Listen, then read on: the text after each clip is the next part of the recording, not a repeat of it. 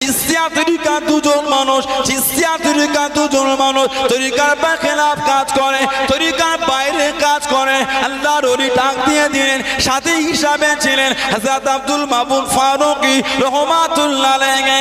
ও বাবা আব্দুল মাবুদ, এদের দুজনের চিস্তিয়া তরিকার ইলম খানা সলভ করে নাও, চিস্তিয়া তরিকার ইলম খানা সলভ করে নিয়ে খাজা হুজুরের দরবারে জমা দিয়ে দাও, খাজা পীরের সামনে দিয়ে দাও। আল্লাহর ওলি আব্দুল মাবুদ ফারুকী হুজুর আমা জানিয়ে দিলেন, আল্লাহ পাকের ওলি হুজুর বিয়াদি মাফ করুন, আমি আব্দুল মাবুদ পারবো না, হুজুর আমাকে মাফ করে দিন, হুজুর আপনি নিজে বার করে নিন, হুজুর আপনি নিজে করে নিন। ও আল্লাহর ওলি জানিয়ে দিন, ও বাবা আব্দুল মাবুদ চোখ দুটো বন্ধ করে বসো বাবা, চোখ দুটো বন্ধ করে বসো বাবা।